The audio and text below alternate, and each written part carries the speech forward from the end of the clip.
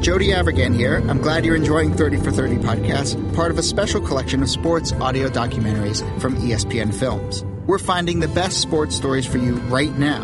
And to do that, we're behind the wheel of the Mini Countryman, the biggest mini yet. Please proceed to the highlighted route. To find great sports stories, you have to get out into the world and follow your instincts. That's where the Mini Countryman's all-wheel drive comes in handy. With all four, we can chase down a story in the city, the country, and most places in between. Podcast equipment isn't very bulky, but even if we're hauling a lot of gear, there's plenty of cargo space for all your stuff. And if a few of our producers tag along, no problem. The Mini Countryman comfortably seats 5 adults. The Countryman may be big, but it still drives like a Mini thanks to the twin-power turbo engine. No matter what story you're chasing, the Mini Countryman will help you find it.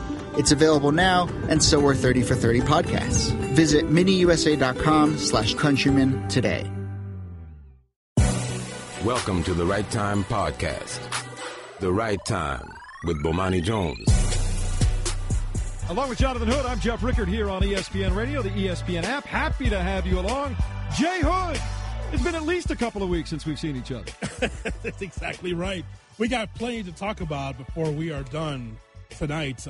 3 hours of fun with Jeff Rickard. You know what? That's my kind of thing when it comes to Hanukkah Wednesday, spending time with you. It's trending. Hanukkah, Oh, yeah. Hanukkah, fun with Jeff Rickard. It's all over the internet right now. You can't get away from that. Hey, happy to have you all along today. We're going to be looking forward to speaking with all of you as we move along today at 888-729-3776. ESPN Radio presented by Progressive Insurance, and we've got lots of great guests for you today. They'll all appear via the Shell Pennzoil Performance Line. So, Jonathan, let's get right to it. Little NBA. I know you and I are both big-time NBA hoop heads. And last night, you had the Lakers and the Knicks. And granted, it was not Showtime versus, I don't know, pick any iteration of the last 3 decades that you want to choose from the Knicks. But people were paying attention. It was a Tuesday night. TVs were on. People were looking at it. And it still doesn't quite deliver, does it? No, it doesn't. It's not the same. But here's the thing that I can take solace in. What I saw, Jeff, last night is just you're seeing young teams develop. All right, it's a 10-16 team against a 14-13 team. But what I take out of it, because it's the NBA, is that you're looking forward to seeing what the next big thing is. That's what sports is for me, is that we know who the established stars are. But who are the stars of tomorrow? And watching the Lakers and the Knicks, I saw a lot of stars for tomorrow. I enjoyed watching what the Lakers could be and what the Knicks could be. Well, of course, the backdrop last night, you have Porzingis, who's young and upcoming, and then you got the rookie LaVar Ball, and he's in the news for all the wrong reasons, mostly because of his dad. And he's been, look, LaVar Ball and his sons, I guess, 2 are off to Lithuania now. So we're looking at our guy last night who's just trying to get his groove on and play point guard. And here's his dad, LaVar, who's just always going and going and going. And it has something to do with something all the time. He's one of those guys, and you know these guys, there's always something going on. They're never really in trouble, but there's just always something happening, right? Yeah. And it's never good. So the Lakers have asked LaVar Ball, can you take it back a notch? Can you just chill? Any chance whatsoever that he listens to the Lakers and says, yeah, man, I can cool it off for a little while? No, it's not happening. And you know what? There's guys like LaVar Ball in my family. I think most families have maybe that one person that just loves to talk. You can hear him from miles away. Someone's jovial, loves to be able to talk. With LaVar Ball, a lot of it is tongue-in-cheek. A lot of it is loud and boisterous. He's a lout. He doesn't mind being in the spotlight. But, for me, he could be whoever he wants to be. I'm just concerned about his kids, all 3 of them. Because with Lonzo Ball, it's not about on the floor. It's about whether or not that his dad's overshadowing what Lonzo could be. Same thing with his other 2 kids is going to play in Lithuania. So for me, Jeff, I know who he is. I've seen guys like that in my family, friends that were just loud just to be heard. I'm just hoping that he doesn't overshadow what their kids could be on the basketball floor. How'd you like to be Jello, by the way? Hey, I got to meet with you guys. You know how you're going to take road trips to like Tucson and Phoenix and Seattle? Yeah, you guys are going to Lithuania now. Yes. I bet they were so excited. So, look, LaVar Ball, we all know who he is, what he talks about, what's been going on, right? There's something new all the time. He was talking with our own Coley Harvey about whether or not he might be the Father of the Year candidate. At least Coley was talking about him. Are you concerned about them wanting you to not be as outspoken? You know what? That's what y'all saying. But behind closed doors, man, we got a great communication, man. People going to try to twist what I'm saying, what they saying. But it's not going to happen because we're going to get these W's. Here we come. He's turned his attention to W's now. We're not talking about shoes or Lithuania or getting kids out of jail in China with the help of the president of the United States.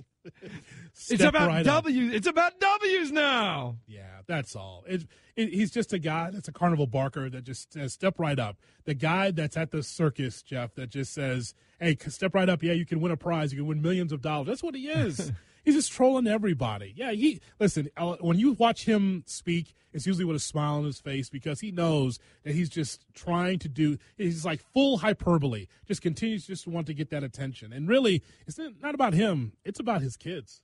Well, Ramona Shelburne, who knows the Lakers and the NBA as well as anybody, senior writer for ESPN.com, she was on Golic and Wingo this morning, and the guys asked her about what is the current status. Like, I wonder if this was like a Facebook status. What would the relationship be like between LaVar Ball and the Lakers?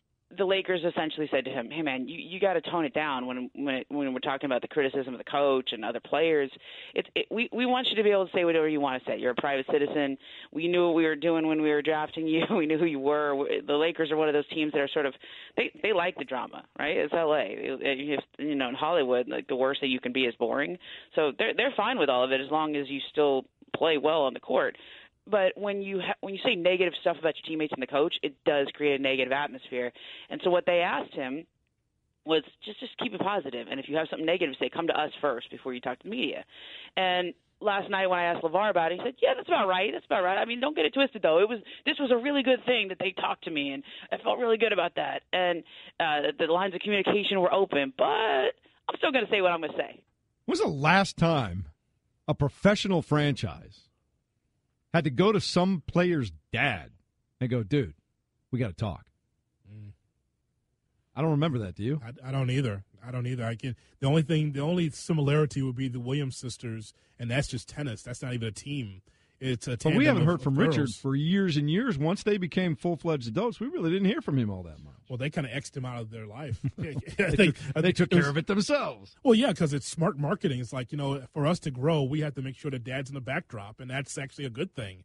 I will not allow LaVar Ball to overshadow what my enjoyment of the NBA. Locally in Chicago, they asked me, did you want to talk to LaVar Ball? I turned the interview down, Jeff. Because what relevance would he have to basketball in Chicago?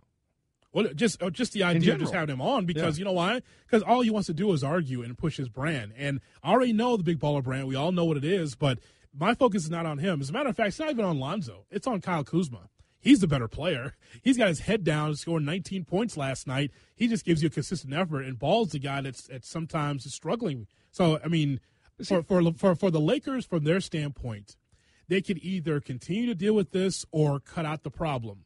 And the problem would be if the father's overshadowing Lonzo Ball, then Lonzo won't be with the team for the long haul. That's how I see it. Look, at the end of the day, if this was any other guy, LaVar has his kid, right? And if his son was just a run-of-the-mill NBA top 10 rookie, he'd kind of be quietly finding his way through the league. But instead, because of his dad, people are dissecting every quarter that he plays. Was this a good pass? Should he pass more? How bad is his shot? Is that little hitch in his shot going to affect everything? It's given him no opportunity to just kind of naturally find his place in the NBA. When you have a boisterous father like that, that's what happens. And it's really unfair for Lonzo in that regard. I feel bad for the young man. I'll be honest with you. He didn't do anything to ask for this. What about his other kids? They're not going to be coached by Sarunas Marciulionis. What about them? They're going to be in Lithuania by themselves, pretty much. Can you extradite the same team? Can you extradite a United States citizen from Lithuania to China if things go badly? I'm just curious. I'm asking for a friend. Can we get a legal expert to weigh in on that? We got any lawyers listening right now? Yes. Can you do that? I mean, how's that going to work, Jeff? Really, seriously. That's what I'm asking. I don't know. Oh, man. So they had this meeting. They've asked him to move on. Next thing you know, he's saying, it's all about the W's. It's just all about the W's. Okay, great. Well, as long as he's a team player now. Well, that's good. But it's unfortunate that he has already criticized Luke Walton, criticized the coaching staff, saying they don't know how to coach my son. That's not about coaching. Now he can make That's about ability. I want to see him courtside next to Jack, wearing nothing but a Luke Walton classic NBA jersey. That'd be good. It'll all be good at that point in time. I think that we're missing the point here. I think the point is that You have two of your sons in Lithuania. Go up there. That way you're never a story here in the United States. Just stay up there with the other two kids. He's going to own Lithuania media by the time it's done. Yes. They won't understand anything you're saying, but you can say whatever you want.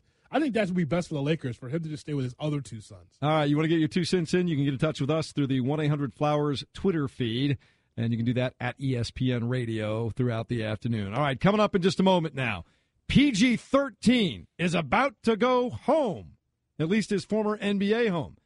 Watch why PG-13 may get R-rated before the night is over. Along with Jonathan Hood, I'm Jeff Rickard, in for Bomani, right here on ESPN Radio and the ESPN app. The Right Time with Bomani Jones.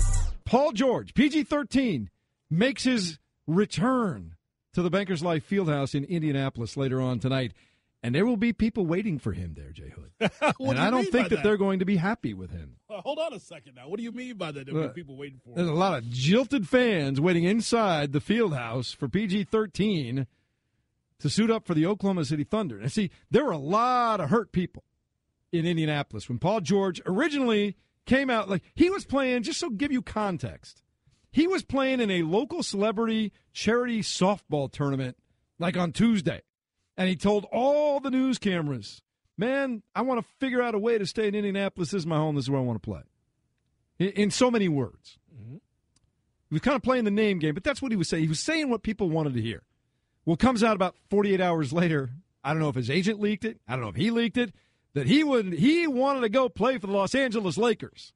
And the next thing you know, the Pacers are on the defensive. They think they're going to lose him. They got to make a trade for him. So they decide to trade him for Victor Oladipo and Domantas Sabonis, right? And everybody in the NBA world is thinking, oh, the Pacers, they tried to get 75 cents on the dollar for Paul George. Well, guess who's laughing now? We got Victor Oladipo blowing up for the Pacers, and Paul George, predictably, if you ask me, is fading back into the woodwork for the Oklahoma City Thunder. And I ask you this, Jonathan, was he not a reluctant superstar when he played for the Indiana Pacers? Yes, he was. So what you going to be? What was going to happen to him when you put him on a team with two guys that have bigger, stronger personalities and, quite frankly, probably bigger game? There's a number of beta personalities that we could point out. You know, there's alphas and there's betas, and there's, you know, I think that Paul George falls into that beta category as a superstar, but not necessarily a huge superstar. Very definitely big for that market in Indianapolis, that's for sure. But when it comes to Victor Oladipo, though, here's the thing that's surprising to me.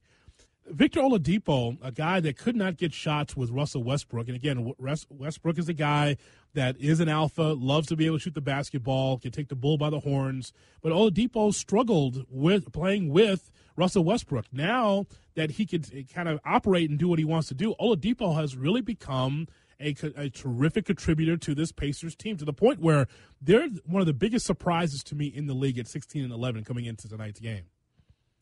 Let me ask you a question about all this, because I have read so many articles about how people in Indianapolis should receive Paul George tonight. Hey, he took you to back-to-back Eastern Conference Finals. Be appreciative of that. Celebrate him for the time he spent in Indianapolis. There are others who are saying, look, it's too fresh. There are going to be people. It's just, sports is a soap opera. We are going to get on the villains. Paul George is now a villain, so to speak. He's on the other team in Indianapolis. My philosophy is, look, as long as you don't throw things or say things that the 13-year-old 2 rows back doesn't need to hear, boo as loudly and as often as you want. That's the fun of being a fan, isn't it? Absolutely. And those crazy fans in Indianapolis, I know that there's certain sections at Bankers Life, because I've been there before too, that will get after it. They will go after Paul George, and there will be some that will give him the respectful applause, but there's going to be some boos there, because here's a guy that even Patriots fans know that wasn't going to be there for the long haul. He says he was, but everyone's thought that he's going to be a Laker eventually anyway. So even if you're a diehard Pacer fan, you kind of knew in the back of your head that if there was an opening, George would take it. So it's time for Straight Talk, brought to you by Straight Talk Wireless. Best phones, best networks, no contracts. So here's the question, Jay Hood. Yes. You're the Pacers, the franchise that invested a lot of time and money and effort into Paul George. And now you've got what's looking to be a pretty good deal. Victor Oladipo is finding himself. Sabonis has been terrific in spots when you don't ask him to do too much. And it's looked okay for Indiana, who's playing a lot better now than they did last year. Mm-hmm. If you're the organization, how do you welcome him back? Do you give him a little 30-second player tribute video? Do you give him a special nod over the PA, or do you just ignore him and treat him like any other opponent? You can't do that now. You can't do that. I think you have to do that, don't you? The Pacers are classy. I know they're classy, so you just don't say anything. No, you don't do that now. Because I'm telling you, if there's a video that shows up on that board, the kind-hearted, warm, supporting, welcoming people of traditional Midwest values Indianapolis, they're going to get ugly. It's going to be a mixture. They're going to get it's ugly. Don't do that. Don't do that, Jeff. Don't put that out there. There will be more boos if that video shows up than you'll hear like a tiny smattering of applause, and it'll just be overshadowed. I'm telling you, I'm reading the streets there. I've been walking the mean streets of Indianapolis lately. I know you have. And I'm reading the streets. I think he'll get booed every time he touches the ball, but I think it'll dissipate as the game goes on. And there should be a 30-second video for Paul George. It should be. I think that's only right. That's you so know what do why? you put on the video? Do you put highlights. Big play? Oh wait, I know we could put those game winners that he had. Oh wait, that won't work. That's always I always said that about the Gatorade I know commercial. we could have a split screen, and on the left side we could show all the game winners that Paul George has a Pacer, and we could show all the game winners that Victor Oladipo has had on the other side of the screen. I always said about that Gatorade commercial where he's hitting these big shots. I go, he's only hitting big shots in commercials and not in the game. That's false advertising. Here's the bottom line. At the end of the day, I'm having a little fun. So if you're out there, PG-13 or anybody else, Paul George is a good dude. He's not a bad person. He got into a situation that was a little bit over his head, I think, didn't handle it the best way. He and his agent didn't handle it the best way. He'll still be a great basketball player. He's still, in my opinion, with talent, he's probably still got one of the top 15 talented games in the league, right? Yes. Now, does he live up to that potential all the time? Maybe not. But the talent is clearly there. He's going to have a decent NBA career. But when he makes decisions like he just made, he's never going to be an alpha anywhere, but I don't know that he was an alpha to begin with. That's the whole thing. He was never an alpha personality. He may not, on a good team, maybe he is a number 2 option. Maybe that's the case. And again, he's having a good year. He's at 20-plus points a game. It's just that Oladipo, though, is overshadowing him with almost 25 points a game. As I mentioned, room to operate and really showing what he could do. We saw him at Indiana, but I didn't know he'd be that type of player at an NBA level. Oladipo is proving to me to be the better player than George so far this season. Well, it's going to be interesting and fascinating to me to watch how this plays out because more so than any other sport in North America, the NBA, it's about dominant personalities. I mean, every one of these guys wants to be the alpha dog. The mold was set when Michael Jordan was doing his thing, right? Everybody wanted to be like Mike. Kobe came along, and he took that mold and made it his own. Everybody else has come along. LeBron has come on, and he's taken that mold, and he's made it his own. Everybody wants to be that next dominant guy. But there's really only 3 or 4 guys that can try to pull that off at any time. I'm just surprised through 27 games that the Pacers are in this because I thought that with this deal that they'd be around where Charlotte, Chicago, and Atlanta is right now. But they're one of the biggest surprises that I've seen so far this year. I'm really surprised that they're off to this kind of start. But Oladipo, though, is feeling good. I hope that he has his best game against the Thunder. And by the way, this also says a lot about the Thunder as well, the flip side of it. Carmelo Anthony, Russell Westbrook, and Paul George on the floor together. I know sometimes it looks clunky, and they need to be able to figure out what they want to do. But, Jeff, we're seeing here is a huge disconnect between the 3. Russ can't be Russ. Anthony is kind of like this guy that's standing in the corner waiting for threes. And Paul George, he's scoring points, but it's a soft 20. It's not an impactful 20 on a regular basis. He's Jonathan Hood. I'm Jeff Rickard in for Bomani Jones. It's the right time, and you can get in touch with us to the 1-800-FLOWERS Twitter feed. And that's Straight Talk Wireless, nationwide coverage on America's largest and most dependable 4G LTE networks, Straight Talk. Coming up in a minute, we'll talk more about the Oklahoma City Thunder. What is the solution there? We'll ask a guy who's with the team every single day as we continue next on ESPN Radio and the ESPN app. The Right Time with Bomani Jones. The right time. Hey, did I just see Bomani Jones fly by for a minute there? I might think have. You did. Yeah, you did. He was. We had big meetings at ESPN today. Oh, big. Oh, yeah, huge. It was good. It was good. They were good meetings. I'm not a big meetings fan, but it was good. It is the right time with Bomani Jones. Bomani off today here on ESPN Radio, presented by Progressive Insurance. And Jonathan, I don't know if you heard, but all of our guests appear on the Shell Pennzoil Performance Line, and that is where we find our man Royce Young today. Royce covers the Oklahoma City Thunder at ESPN.com, and they are in Indianapolis tonight, Bankers Life. They'll be taking on the Pacers. And this is the first time back to Indy for Paul George since the offseason trade. So, Royce, we know how things are going from the Indiana perspective. I've been there recently. They're looking forward in lots of different ways to seeing him tonight. How are things going for Paul George right now in Oklahoma City, all things considered? Not super great, I would say. Is that a fair way to put that? His numbers are kind of down across the board. The team is obviously struggling. I think that right now for Paul George, he to his credit, and he's always kind of been this kind of optimistic sort of guy, but he has not said really a wrong thing yet. He put a little bit of pressure on the team, I think, in the night after their shocking loss to the Hornets at home, where he said, it's got to start getting better. But if there's one guy that has really preached patience and sticking with it and embracing the process of trying to figure this out together, it's been Paul George. So in terms of, buy-in level and where George kind of sees the team and the potential they have, he's as bought in as anybody else. But like so many people within the walls of the organization, they want to see some improvement at some point. And the inconsistency that the team has shown to be able to be the type of team that can blow out the Warriors, to also be the type of team that can get blown out by the Dallas Mavericks is pretty shocking.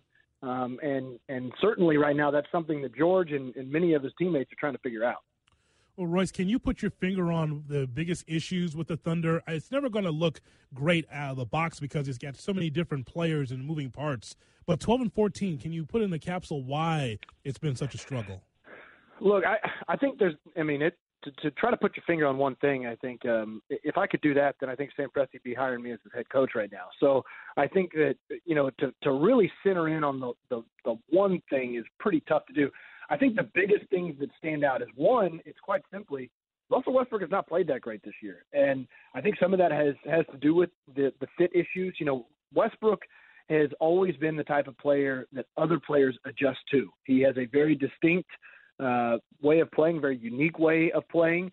But in this case, Westbrook is trying to adjust to other players, and that's outside his comfort zone. And I think you've seen it sometimes. His mid-range shots are down. His shooting percentages are down. He's not shooting well from the free throw line, which is very unlike him. And, he's really made it a point to try to be the guy to make this work. And because of that, his own play has suffered. And, if Russell Westbrook had played, let's just say 15% better, 10% better than he has throughout this season, the Thunder – instead of 12-14, they're probably like 16-10, just based on that alone. But there's a lot of other things. I mean, look, Carmelo Anthony and his fit alongside Westbrook and George is complicated, Matt. The Thunder run a low-efficiency offense right now, and they're battling against that. They have low-efficiency players that have played a very distinct way with their certain kind of habits throughout. Billy Donovan is trying to break them of those habits to start running a high-efficiency offense, and that has been very, very challenging. And that's really the reason that, while you have a team with Paul George, Carmelo Anthony, Russell Westbrook, they should not be in the bottom half of the NBA in offense, but that's right where they're at. Royce Young covers the Oklahoma City Thunder for ESPN.com. He joins us here on the Shell Pennzoil Performance Line. So, Royce, let me play devil's advocate. But don't worry about all this stuff. It's not even Christmas yet, and you got all these new pieces and parts, and they just got to figure each other out. How legit is that, or should there be real concern? I think there has to be real concern. Look, as somebody within the front office told me that they felt like it would take 30 games to really start to figure it out. Look, they're at 26 now. Carmelo Anthony said a couple weeks ago that after 20 games is when it would really start to come together and click. Well, it's been 26 games again. So, I think you can only use that excuse for so long before you really get a good sense of this is kind of flawed. Maybe it doesn't really work that well. And, I do think that there is something there to this team. Like I said, there's a reason that this team was able to click and blow out the Warriors, or they clicked and they absolutely obliterated the Milwaukee Bucks on the road on the second night of a back-to-back. So I think the biggest problem with this Thunder team is that they can play to a 10, and their 10 is just about as good as anybody else in the league. But unlike other teams like the Warriors or the Rockets or the Cavs or the Celtics, the other elite teams in the NBA, they don't play to a 0. The Thunder play to a 0. They can play as bad as anybody in the NBA. Those other teams, their bad night is a 4 or a 5, and that's good enough to beat most teams in the NBA. You can't expect to go out and have it every single night. The shots aren't going to go in. Open shots might not fall, whatever it might be. You can't expect, but the good teams figure out a way to win. And the Thunder, when those shots aren't going in from mid-range or wherever they're coming from, they just suddenly look really bad. How does Carmelo Anthony look from night to night as far as their offense is concerned? uncomfortable is the way I would probably describe it. Melo's credit, he is certainly over the last 2.5, 3 weeks trying to adjust his game. And really, he's Donovan's asking to change the most, to take away the ball stopping, the isolation stuff. I want Melo to be more of a stretch guy that really focuses on catch and shoot. Now, there's going to be times for isolation, and there's going to be times that they need to look to Melo and mismatch opportunities. Like that's the way they beat the Utah Jazz down the stretch. They ran a play, it got Melo in a mismatch. He isolated kind of from the mid-range, and he was able to take advantage of that, and he scored 8 points in the final 4 minutes. They're going to need that sort of stuff, and that's why the Thunder feel like they can be a really dangerous playoff team, is because they have those weapons. But just throughout the grind of the season, Melo, he's tried to make extra passes. He's tried to do different things. But, he's the guy that they're kind of asking to alter his game more than anyone else. And, Melo said just a week and a half ago, he's willing to sacrifice. He's happy to do it. But he did throw a caveat on the end of it. He said, as long as we're winning. And right now, the winning is not very consistent. So you do have to wonder how much longer Melo's going to stay happy. I want to go back to something you said real quick, Royce. And I know it's probably for different reasons now than it was before. I mean, I know that. But uncomfortable. I love that word uncomfortable when it comes to Melo. Hasn't he been playing like he's uncomfortable for going on 2 years now? That's a great point. I mean, here's why I think that it's more uncomfortable is because if you dig into kind of the advanced stats and the metrics and everything else, there is a lot of evidence that Melo is playing differently. Now, I think one thing that's hurting Carmelo Anthony is I think he is showing his age a little bit this season. And, he's not finishing in the restricted area. I think he has 1 dunk on the year, maybe 2. He's not really rebounding the ball in the offensive glass. These were staples of Carmelo Anthony's game for a long time. And, of course, he's going to age. He's going to adjust his game. But, he's not able to score necessarily the way that he always used to. I think the other aspect of this is Russell Westbrook's not an easy player to play alongside with. And I don't say that in a negative sense.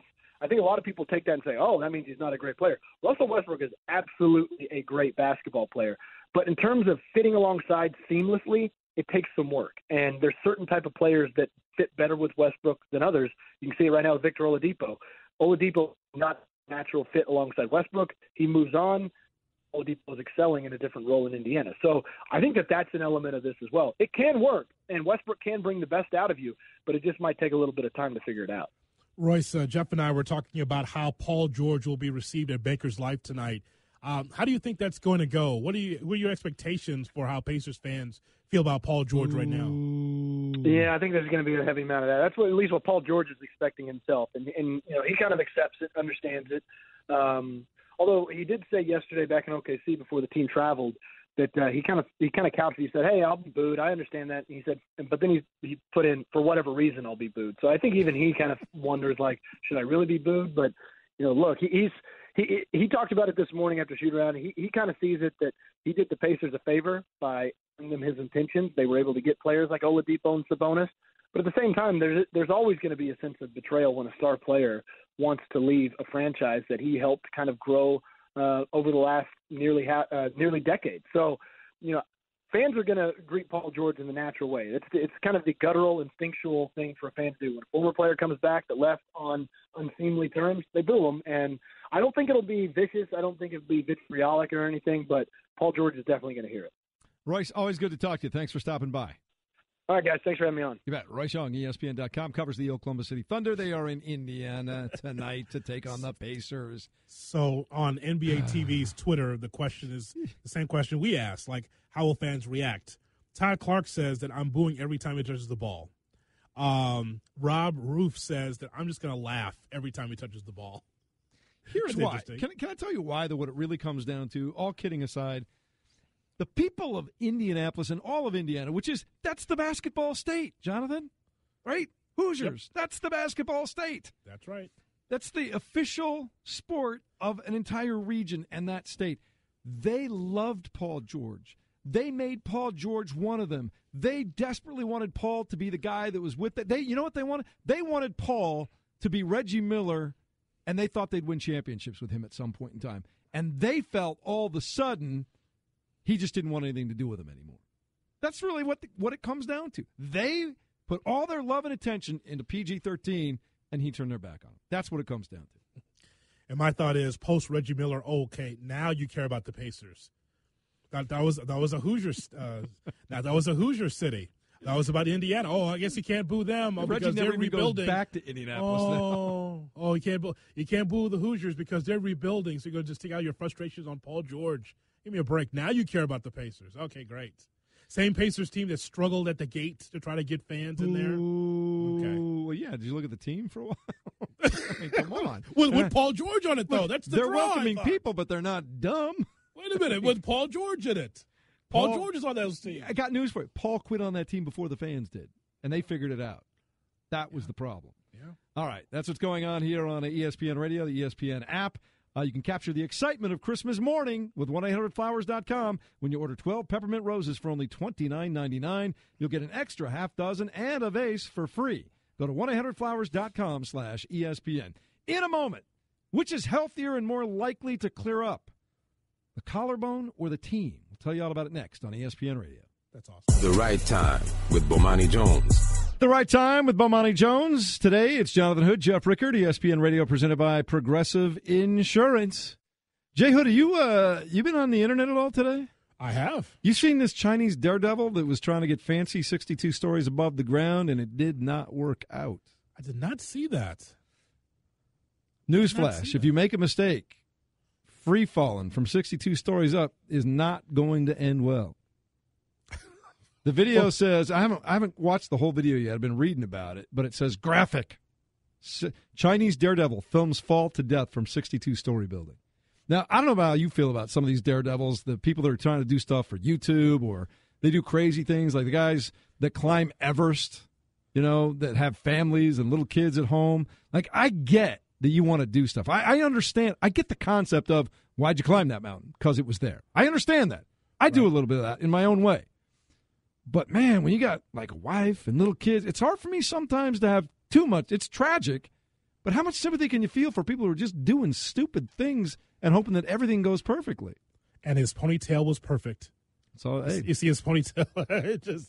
I see him up there now. I'm seeing the video right now as we speak. And that, why are these thrill seekers? And by the way, you should never be surprised if there is. I feel horrible for anybody left behind. Yeah, but hey. First of all, that's selfish. Is it not the height of selfishness to be able to do that? I mean, and by the way, how much does that pay, Jeff, to be able to do that? I guess if you get 1 million page views on YouTube, you get that kind of income. But the dude is trying to do like pull-ups on the edge of a 62-story building, and then he's trying to do a handstand, and he missed. This is where our country is going in the wrong direction. I don't care what news that you watch. Here is where our country is going wrong, where you're just doing it just for the clicks. If there's no payment in him, definitely not doing it. I don't know, man. I don't know if I want to watch this thing live. I think I have to take it during the break. I'm not into that. All right, let's move on now to the National Football League. Oh, my God! Jonathan! Why are you doing that? Didn't we just have this conversation? Man, talk about your cliffhanger, right? There's a tease right there. Jonathan will not be with us for the rest of the show. Jeff Rickard in for Bomani Jones. It's the wrong time here on ESPN Radio and the ESPN app. But he did film his demise. Oh, my God.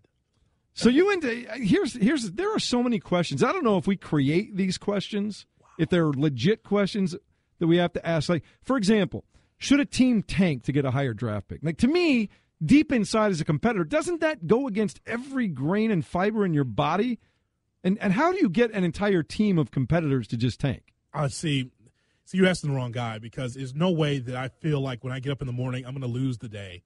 You know what? It's a great morning. Sun's out. I'm going to lose today. I'm just going to be a complete loser. And so when you're running a franchise, when you're running a business, think about this. And if that was in banking, or if that was in real estate, where you say, I'm going to lose today, that wouldn't work. But in sports, somehow it's welcomed and it's okay. I don't. All you had to do is be the clown in Philadelphia who didn't do a very good job putting a team together and say, you know what, I'm going to put a team of losers together. There's no way they can win basketball. I couldn't do it.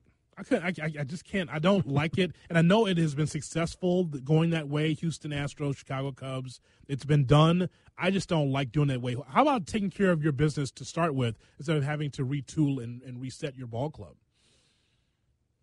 Yeah, I don't know. To me, it's just something I just can never get used to, the fact that you are paid to do a job and go do it. Like, I can't even fathom that there is a competitor at the professional athlete in his right mind that's like, I think I'm just going to drop this ball. Doesn't work for me. On purpose, and an organization is good with it. Yeah. All right, we got a lot of NFL to get to. I want to talk about Aaron Rodgers. Should he come back with that collarbone? We're going to do some of that coming up in a minute, too. And Mike Tomlin, he is excited to play the Patriots, and he wants you to know about it. In for Bomani Jones, Jonathan Hood, Jeff Rickard, ESPN Radio. Thanks for listening to the Right Time Podcast. Please come back tomorrow for more. And don't forget to listen to The Right Time with Bomani Jones from 4 p.m. to 7 Eastern on ESPN Radio and the ESPN app. Jody Avirgan here. I'm glad you're enjoying 30 for 30 podcast, part of a special collection of sports audio documentaries from ESPN Films. We're finding the best sports stories for you right now. And to do that, we're behind the wheel of the Mini Countryman, the biggest Mini yet. Please proceed to the highlighted route. To find great sports stories, you have to get out into the world and follow your instincts. That's where the Mini Countryman's all-wheel drive comes in handy. With all four, we can chase down a story in the city, the country, and most places in between. Podcast equipment isn't very bulky, but even if we're hauling a lot of gear, there's plenty of cargo space for all your stuff. And if a few of our producers tag along, no problem. The Mini Countryman comfortably seats 5 adults. The Countryman may be big, but it still drives like a Mini thanks to the twin-powered turbo engine. No matter what story you're chasing, the Mini Countryman will help you find it.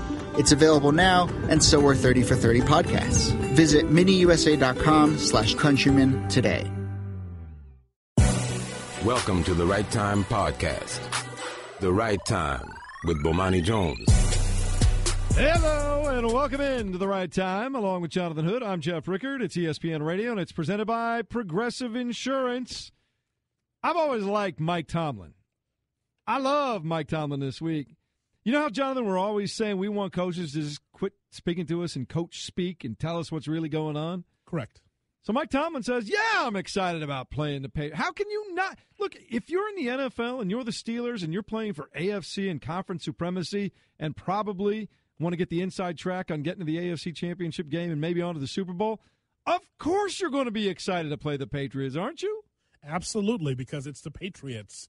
They're on the top of the heap, so of course you want to knock them off. Just like Jay Cutler and the Dolphins did on Monday night, you want to be in that position as well, because also the Steelers and the Patriots, they've hooked it up before, and you know Tomlin wants to be able to finally get past the Patriots. I mean, it's a big ordeal for the Steelers team. It's good, but are they on the same plane as the Patriots? That's the question. Hey, quick side note, and we'll get right back to that. As a guy in Chicago, did you recognize the emotional, fiery Jay Cutler in that game on Monday night? No, I don't know who that was. I don't think that was Jay Cutler. He looked like he was burning in that game. Not cigarettes burning, no. No, the fire inside was burning. No, I don't know who that guy was, Jeff. I mean, a guy that's so laissez-faire, so cavalier usually. Yeah, we might win the game. Yeah, we might lose the game. Still whatever. I don't care. But now he looked like a competent quarterback. He looked confident there against the Patriots D. So I was surprised. Well, the Patriots go from Jay Cutler, a fired-up Jay Cutler now, yes, to the Pittsburgh Steelers. And first place in the inside track to home field advantage in the AFC is online. And, yes, Steelers coach Mike Tomlin is fired up. I love it. You know, it's good to be in big games. It's better to be in big games than ones that nobody's watching.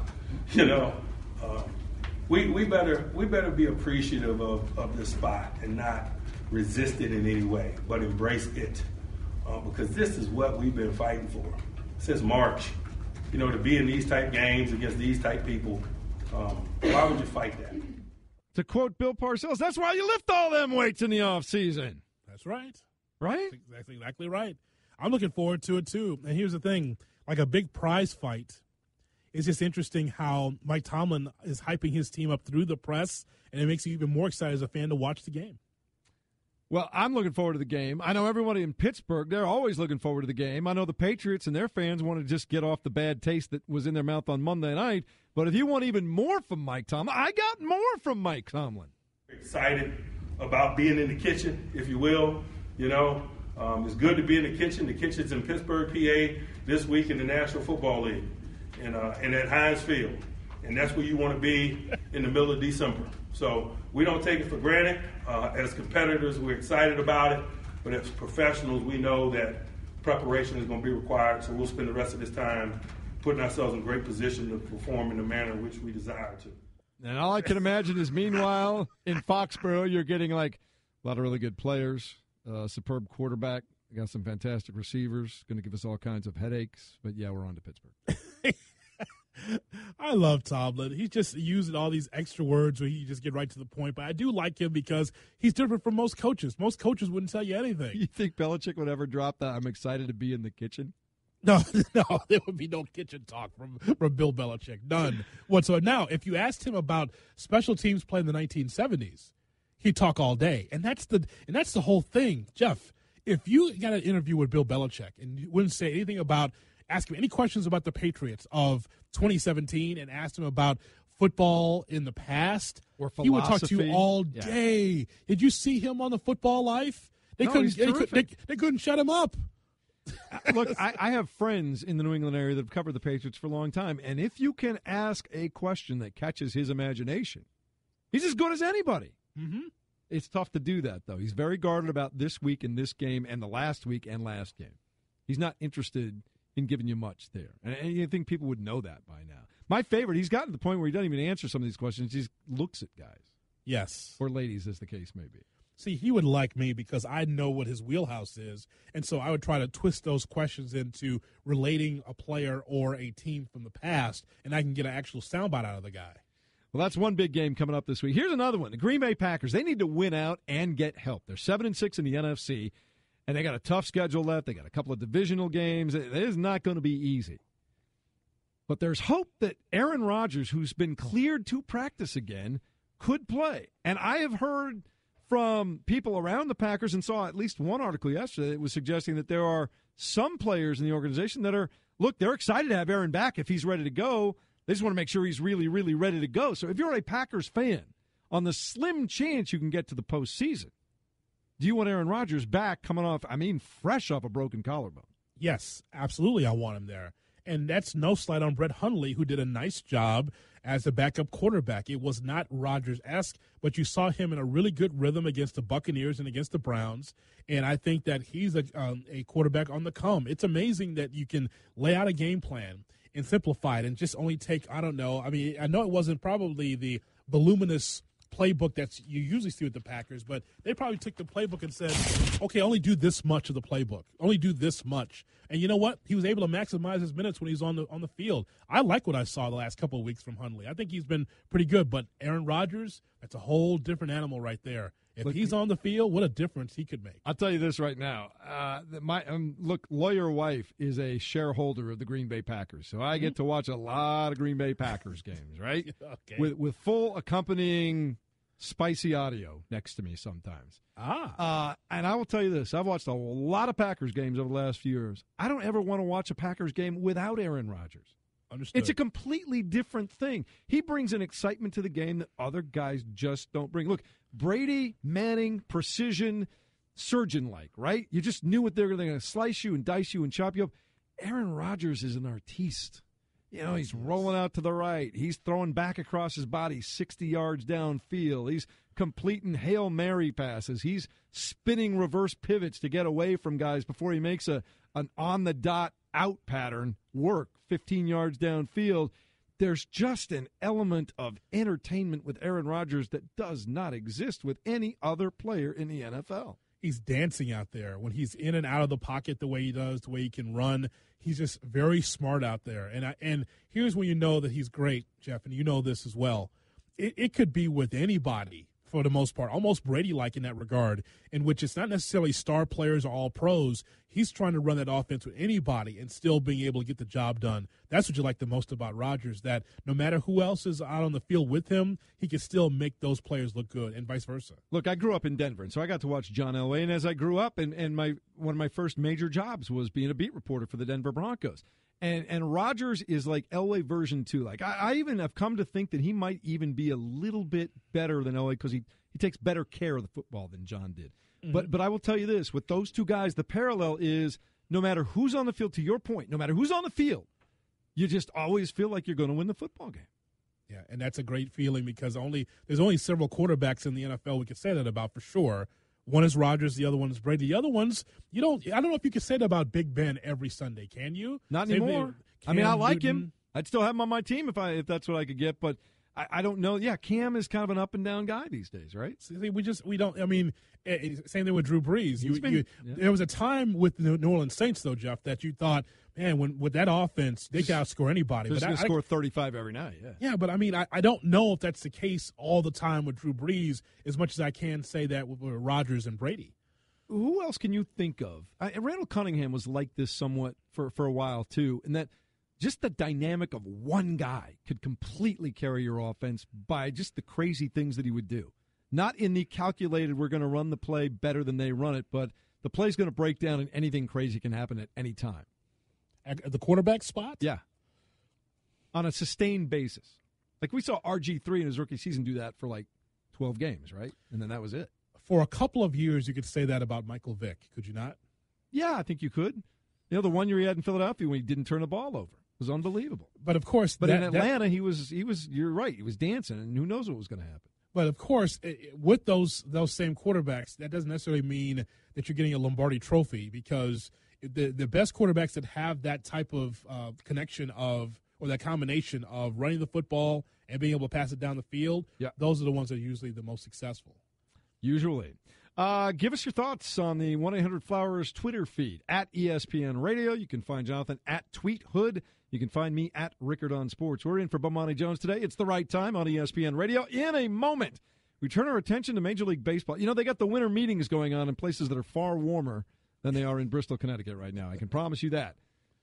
Did the Baltimore Orioles really want to do this year? Did their fans really want this? I'll tell you what this is next on ESPN Radio and the ESPN app. The Right Time with Bomani Jones. Groovin', Jonathan. Jay Hood, Jeff Rickard in for Bomani Jones. It's the right time. All of our guests today appear on the Shell Pennzoil Performance Line, and coming up in about 15 minutes, Josina Anderson will be in the house, Jay Hood. Love Josina Anderson. She will clearly be the best-dressed person in this trio. There's no question about that.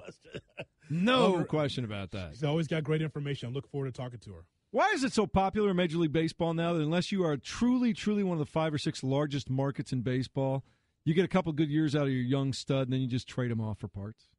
I hate that, because in the other sports that we cover, in the NBA and the National Football League, there's always at least one star we can look at per market. In Major League Baseball, maybe not. I used to think that there were some guys that would be, if not with one team their entire career, at least they'd be hanging out for the salad years of their career, right? Like, at least in St. Louis, the Cardinals got more than a decade out of Albert Pujols before the price just got too high and the return on the investment was clearly not going to be there. And I understood that. It would have been nice to see Pujols retire as a St. Louis Cardinal, but it just wasn't in the cards, no pun intended. And now you got, it's a disaster. Did you hear Levitard just completely go off on the Marlins the other day in Derek Jeter? Absolutely. I have been the last couple of days. And you know what? He's 100% right. He's 1,000% right. Why should anybody in Miami be a baseball fan for the Marlins? What has that team, what has that franchise done? Except that every time they do get to be successful, every time they do win a World Series, they tear the team apart the next year. And it doesn't seem to matter who owns the team. We used to blame Jeffrey Loria. Now you can blame Derek Jeter. He's the face of the franchise now. Well, if Rob Manfred really wants to put a stamp on his commissionership, if that's a word, for Major League Baseball, you pull that trade back. Just like David Stern did with Chris Paul a couple of years ago, you stopped that trade for baseball reasons. Seriously. And I understand that the Marlins want to be able to pare back payroll again. Stanton did have the no trade, but there's other teams that he could have chosen over the Yankees. The Yankees were good as is, but then having Stanton part of that mix now is going to put him over the top more than likely. But what does that do for Marlins fans? And I know that there are baseball fans will say, well, what Marlins fans? It's always empty in that new stadium. Well, you're trying to build something, and Stanton could have been the guy you can build with. And for them to fire the play-by-play guy before Thanksgiving, for them to get rid of payroll, to try to do new things, it's not fair for a team with a new stadium, and then from there, just starting over from scratch. So here's what's going to happen. They're going to lose over 100 games, and somehow they're going to try to build this thing like they have in the past, and then pare back payroll again. Why not? That's what we've come to expect. They've done it twice. They've done it 3 times. Yeah. This is the third time. This is a third complete. Somebody said, I wish I could remember who said this, but no, it was the super agent. Scott Boras said earlier today that Miami has become a pawn shop. That's all they are, a pawn shop. So now you have the Baltimore Orioles. Who is their brightest young talent over the last 3-4 years? Who is it? Manny Machado. Manny Machado. Now they're fielding offers for Manny Machado. Why are you giving your fans? Look, at some point, I never agreed with it, getting back to what we're talking about with tanking for draft picks. It seems to have worked out in large part for the Houston Astros. Sure, they completely throw away 4 seasons, parts of 4, to get all those draft picks. And, they're playing pretty good baseball now. They win a World Series. Fine. It worked out. I get that. I didn't enjoy the process, though. I think the process is just, I'm full of the process. I've had it with the process. It goes against everything you're supposed to do. You're supposed to be about competing and winning. Absolutely. And don't give me any of this nonsense about long-term strategies. That's just part of the game. No. You're supposed to win. As a professional athlete, professional organization, you're supposed to win. Well, but then there's the other side that says this is the right formula to go, and they can use the Astros and the Cubs as examples. Great. And I don't like it. Call me back in 4 years when you guys are ready, and I'll be a fan again. All right. Well, when it comes to Manny Machado and the Orioles, you have a couple of ways to look at this. Either you continue to try to build and try in the American League East, or you fire Buck Showalter. See, if you fire Buck Showalter, Jeff, you're in the World Series and maybe winning it, because that's how it works for Buck, see?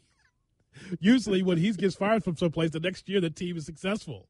So I think that if you fire Buck Showalter and have Machado on the team, then maybe you can get over the hump, because I think that that's what you need to do. That's the formula. Fire Showalter, win the World Series.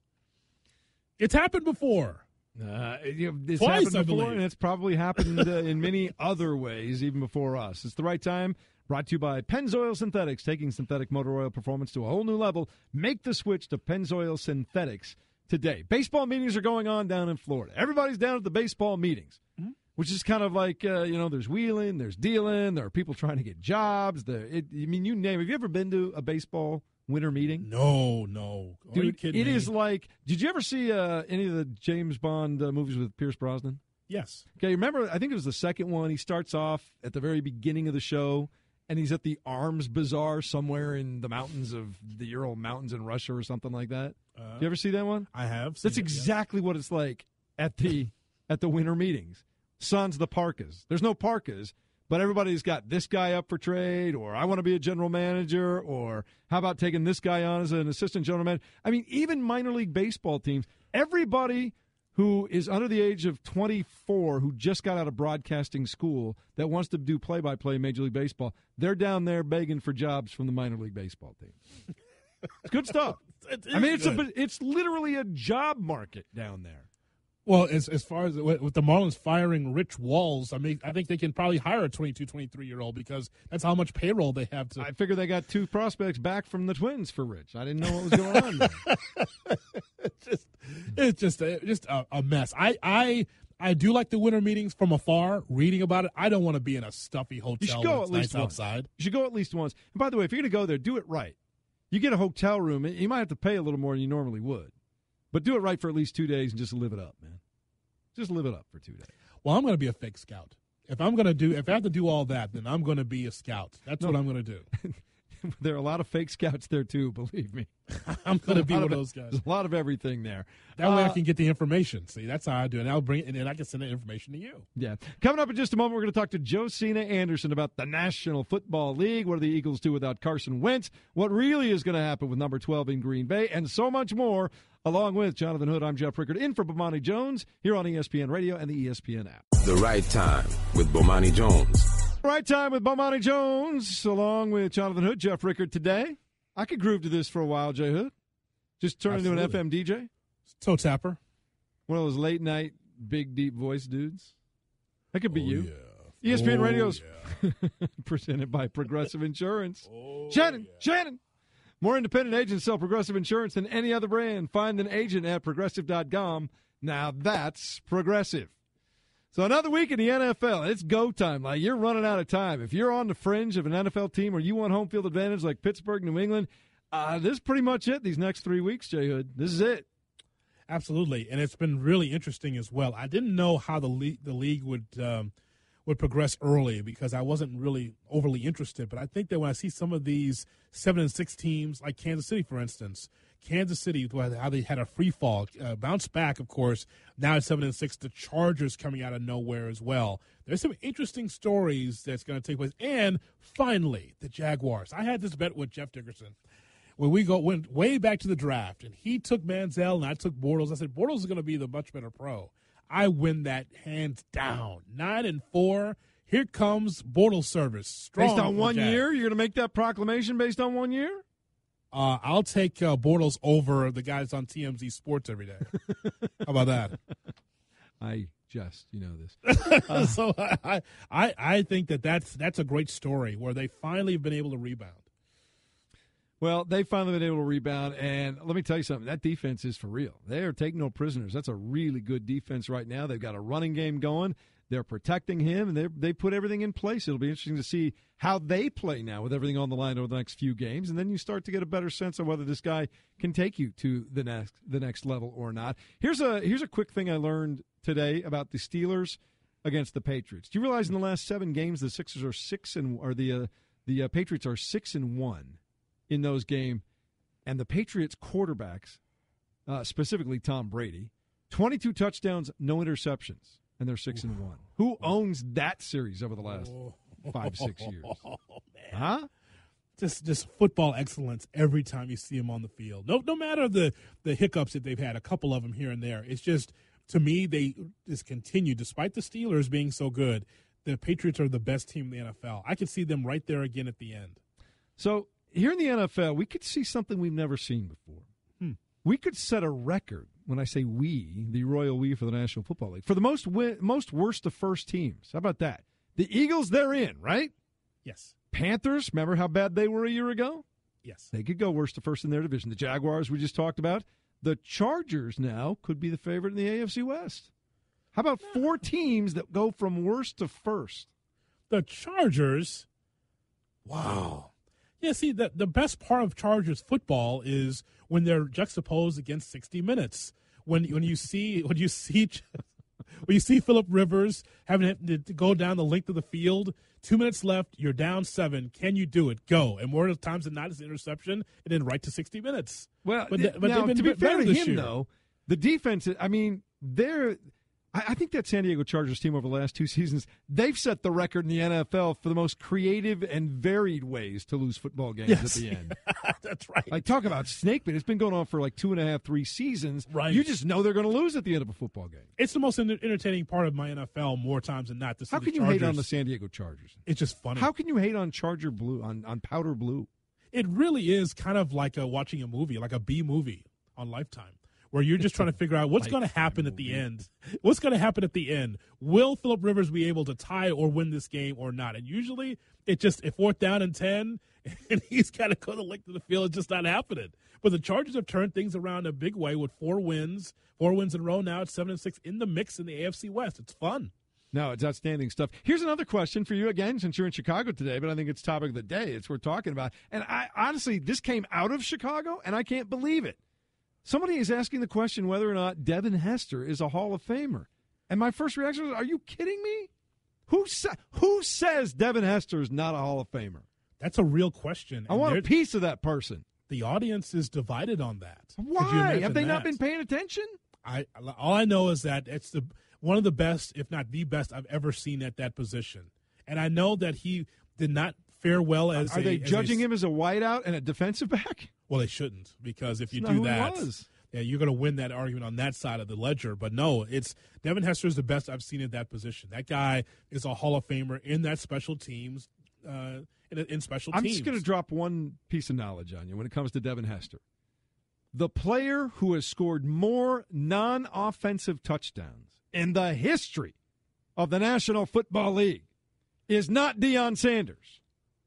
It is Devin Hester, who could single-handedly, you saw this in Chicago, he could single-handedly win football games by himself for a guy who didn't even touch the ball on offense.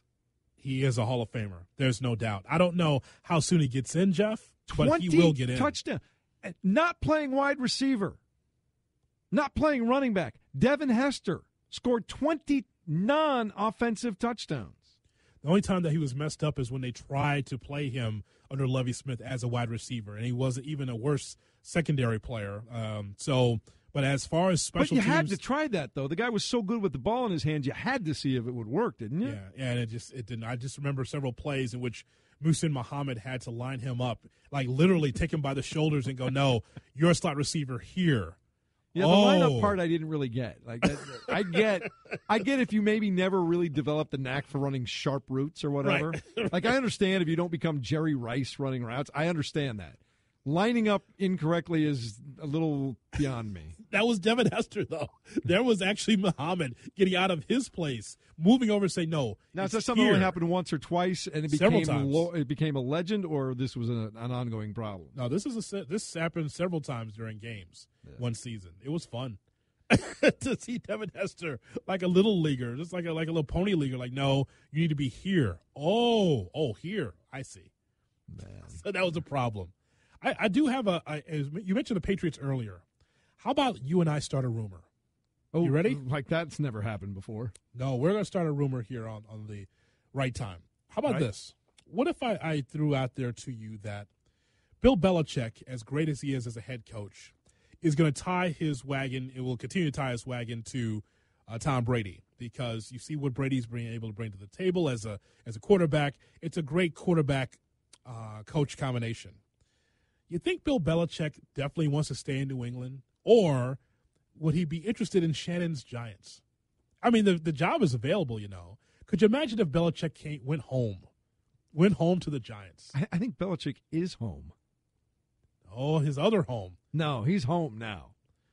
What if Bill Parcells says... There's an entire army, a contingency in the northeastern part of the United States right now that is coming for you. All tweets at TweetHood. What about that? What would you say about that? You're on your own with that one. I love you. I love you, and 99 times out of 100, I've got your back. That one's not happening. What about that? But for Shannon, though, he would be so happy to see his Giants. Shannon! Shannon! What's going on with the New York Football Giants and Bill Belichick? Could you even conceive of that? I don't want to get my hopes up that high. So Jonathan, I'm not even going to go there with you. Wouldn't that be something? Ben McAdoo's available. Yes, he is, and his hair gel. They're both available. If you want it, if you care for it. But I wonder whether or not would Belichick stay with the Patriots for after Brady, or would he retire with Brady? See, here's the whole thing. What would you think? I've talked about this with a lot of Patriots fans. If you're Bill Belichick, don't you kind of want, after Brady's gone, don't you kind of want to see who you are without Tom Brady? And I'm pretty sure he's not worried about. Look, there's no crisis of confidence with Bill Belichick. The man's proven everything you need to prove as a head coach. But don't you think you'd at least want to see what you could do with a different guy at quarterback? And then he wakes up in the morning and he sees the reflection of Phil Jackson on the other side. No, he wakes up and he goes, I didn't mean Trevor Siemian. No, wait a minute now. Now you're going to give him a team. I think that would be interesting. But if you are Belichick, you've done it all. You've got all these championships. You could stay with the Patriots post there. But here's the thing. Garoppolo's gone now. That would have been the heir apparent. That would have been the test to see how he would do it, Garoppolo. But now he's not there. Even Brissett's not there. So maybe not. Maybe retirement is in the future for Belichick after Brady. Maybe that's his best option. All right, coming up in a minute. Write the number down. You already know it. It's 888-SAY-ESPN, 888-729-3776. I'm just curious. Do you think Bill Belichick could win with any quarterback, or is there something special about the Brady-Belichick combo that just is never going to be repeated by either guy? Obviously, Brady is coming down towards the stretch, but I want to get a sense of what people think of Bill Belichick without Tom Brady. Talk about that. A little more NFL, and also Shohei Ohtani. Is his injury a big concern for the Angels? Injury? What injury? That's next on ESPN Radio and the ESPN app. The Right Time with Bomani Jones. Jay Hood, who knew you could scratch like that, man? I'm scratching all the time. I think it's my lotion. I like it. Talking about the National Football League. We'll get back to some baseball in a minute. We got Josina Anderson on the line from ESPN. Joining us here on the Right Time with Bomani Jones, Jonathan Hood, Jeff Rickard in today. Hello, Josina. How are you? What's going on, guys? How you doing? We're doing fantastic. Lots of great meetings. All kinds of things going on today. Oh, yes, craziness. Oh my goodness. So here's the one question: do we know anything more today? And I know it's not your particular beat, but just in general, do we know anything more about the status of Aaron Rodgers today than we did yesterday? Well, I mean, we know he made the announcement that he's medically cleared. I mean, I know that the Panthers are fully expecting him to play. That's the expectation, that he is, going to do that unless he suffers some type of setback. But obviously, this was the first week that he was eligible to be able to come back, and Brett Hundley's done a nice job holding down the fort, going 3-4 in the times that he was starting, to keep this team right now at 7-6. And I know I talked to Mike Adams, who's the starting safety, last night for the Panthers, and he basically was like, "Woman, why are you calling me?" He was like, "This ain't no news to us." He's like, "Why are you bothering me out of my sleep? We knew he was coming back. As long as they were going to be eligible to make the playoffs, this is what we expect." But guys, the Panthers are confident. I think that they are 2-1 against Green Bay in the Ron Rivera era when they're facing Aaron Rodgers. And they beat them the last time they won, they played in 2015. I think it was like 37-29. They sacked them 5 times, blitzed them 24 times. They just came off of sacking Case Keenum 6 times. So the defense is feeling pretty good right now. Nobody sounded shook because Aaron Rodgers was coming back. You know what I mean? Josina, we saw the story on ESPN.com. Jerry Jones had input in compensation committee not increasing the percentage of Roger Goodell's contract. At this point in time with a new deal, is Goodell and Jones good? Are they good? I don't think so, because there's this guy named Ezekiel Elliott that's missing 6 games that he didn't feel like should have happened in the first place. I'm not sure that Jerry's ever going to get over that. Maybe the only thing that could help to assuage that is if Ezekiel comes back skinnier, like he's been telling everyone that he's going to be next week, and they get to the playoffs and either go further than they've gone in a long time or win the Super Bowl. But that relationship has been pretty contentious. Obviously, he's been the most vocal leader trying to either inhibit him from getting the extension or putting it in some sort of moratorium, situation right now where it could be reevaluated even though it's been agreed upon, which is unfortunate because, you don't want to see this kind of not all on the same page right now. There are a variety of factors that people have been pointing to that have contributed to what people feel like is the downturn of the NFL this year. You mentioned the meetings, right? People talking about the NBA is up 24%. And so that's kind of an unfamiliar spot for the league and things like that. But just going back to your question, I think it's going to be contentious for a little bit, but I don't think he's going to be successful in whatever he's trying to do with some sort of secondary evaluation of the terms on the back end. You know what I mean? Do I get the sense anymore, though, kind of reading between the lines there and just everything else I've heard, I'm not so sure that Roger Goodell or Jerry Jones really care if they're good friends moving forward. Do they? No, I mean, but listen, Jerry's such a affable, personable guy. And at some point, reality is going to hit you that you're not going to be able to recoup these 6 games. And whereas it might have affected seeding and your path in the playoffs, the bottom line for them is to get into the playoffs. And if they're successful and more successful than they've been in a while, and ultimately winning, like I said, the Super Bowl, I think that could go a long way to them. Not maybe bro hugging it out, but maybe dapping it up the next time they see each other, Josina, tell us a little bit about what happened on Monday night with the Miami Dolphins defeating the New England Patriots. Is there anything that you think that the Steelers can look at and say, we found some chinks in the armor a little bit with this Patriots team, because they're great, but we heard from Mike Tomlin earlier, he's pumped for this game. Well, I think maybe if Gronk would have played, you might have felt a little bit better about that. But with how, I guess integrated he is into making that offense move, or at least detracting the attention away from the defense, it's a little bit different. But at the same time, the Steelers right where they are at this time of the year when it's cold and they start kind of picking things up. And I don't know. I think that given that the game is in Pittsburgh, and the synergy that they have and kind of everything that was really kind of off track for the Patriots offense, even though Gronk will be back, I still like the Steelers at home. Yeah. Hey, Josina, always good to talk to you. I still like the Steelers at home. I don't blame you. I like them too. All right. Get back to it, man. We'll talk to you later. Enjoy those chips, man. We'll talk to you soon, okay? Oh, could you hear me eating the barbecue? I was really trying to disguise that. It was barely noticeable. I'm so sorry. Right. I'm so sorry. Barbecue. I'm That's sorry, off the guys. chain. I'm hungry. You're the best. Got to run. I'll talk to you soon. Oh, my goodness. Josina Anderson joining us here from the ESPN cafeteria. Coming up in a minute. Wow. More with the Bomani Jones Show, The Right Time. Thanks for listening to The Right Time podcast. Please come back tomorrow for more. And don't forget to listen to The Right Time with Bomani Jones from 4 p.m. to 7 Eastern on ESPN Radio and the ESPN app.